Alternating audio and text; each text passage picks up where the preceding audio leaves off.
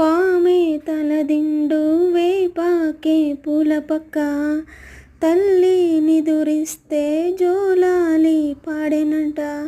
ఎన్ని నాళ్ళ పుణ్యమో ఈ వరం దొరికెనే, నోములెన్ని నోచానా నీకు బిడ్డనైతిని.